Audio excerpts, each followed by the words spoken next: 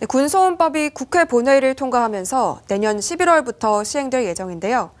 달라지는 내용은 무엇인지 뉴스 분석에서 알아보겠습니다. 경기 언론이클럽 이재규 사무처장 자리에 함께했습니다. 어서 오세요. 안녕하세요. 네, 이 군소음법이 제20대 국회 마지막 본회의에서 통과됐죠? 네, 이 군소음법은 수원의 지역구를 둔 김진표 국회의원이 대표 발의한 것인데요. 지난 8월 21일엔 국방위원회, 10월 24일엔 법제사법위원회, 10월 31일엔 아까도 말씀하셨지만 마지막 관문이라고 할 수 있는 국회 본회의를 통과했고요. 11월 19일 국무회의에서 의결됐으니까 오는 26일 공포되면 이제 시행만 남긴 셈입니다. 네. 제가 몸담고 있는 경기 언론인클럽에서도 지난 4월 30일 이 군소음법을 주제로 토론회를 개최했는데요. 네. 여기서도 소음으로 인한 주민 피해를 정부와 국회는 더 이상 외면하지 말고 하루빨리 입법해야 한다는 결론이 도출된 바 있습니다. 네. 이 군용비행장, 군사격장, 소음 방지 및 피해 보상에 관한 법률안, 줄여서 군소음법이라고 불리는데 정확하게 어떤 내용입니까? 네, 군용 비행기가 뜨고 내리거나 군사격장에서 훈련이 실시되면 고막이 찢어지는 듯한 그 소음이 발생하는데요. 네. 인근 지역에 사는 주민들은 이 소음 때문에 피해를 보니까 합당한 보상을 하자는 겁니다. 네. 그래서 소음 발생 주체인 국방부는 재원을 마련하면 지급 주체인 지방자치단체가 심의를 거쳐서 보상금을 지급한다는 게 주요 골자입니다. 네, 이 법이 시행되면은 어떤 점들이 달라지게 되는 건가요?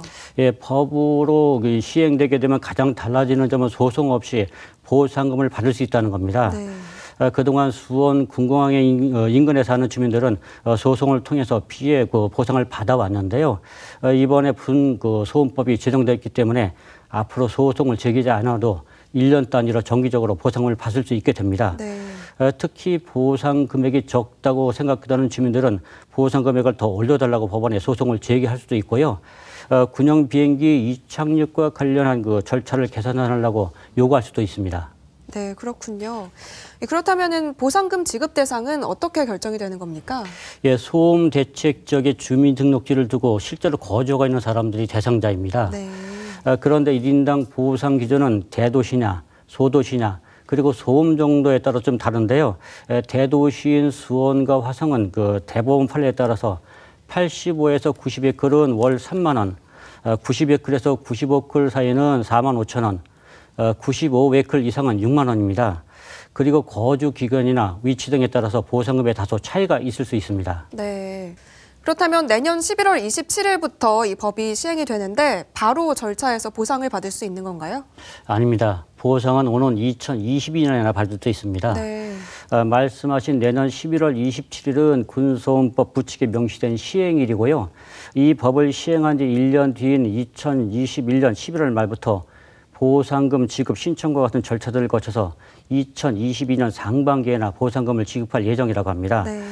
이를 위해서 국방부는 내년도에 소음 영향도 조사를 거쳐서 2021년도에 소음 대책 지역을 지정 고시한다는 방침입니다. 네, 이 법 시행을 앞두고 여러 문제점들이 제기되고 있는데 그러면 앞으로 해결해야 할 과제들은 어떤 것들이 있습니까? 네, 하위 법령에 담길 소음 대책 지역 지정 기준이나 보상금 지급 기준과 같은 세부적인 내용들이 아직도 하나도 정해진 게 없습니다. 네. 특히 소음 강도를 대도시와 소도시로 구분한 대법원 판례가 형평성에 맞지 않는다는 지적이 제기되고 있는데요. 이 법안을 발의한 김진표 국회의원 안에는 수원 군공항의 경우 대도시가 아니라 소도시 기준인 80에클 이상으로 되어 있습니다. 이 기준이 적용되면 수원 군공항으로 인해서 연간 보상액만 611억 원으로 2배 이상 늘어나서 국방부 부담은 더 커질 수밖에 없습니다. 따라서 군공항은 우리 안보에 꼭 필요한 시설인데도 불구하고 도시 확장으로 인해서 소음 피해가 문제가 자꾸 불거지고 있는데요. 정부와 국방부는 근본 해결책이라고 할 수 있는 군공항 이전에 더 적극 나서야 할 것 같습니다. 네, 더 지혜롭게 논의되길 바랍니다. 뉴스 분석 여기까지 하겠습니다. 이재규 사무처장 수고하셨습니다.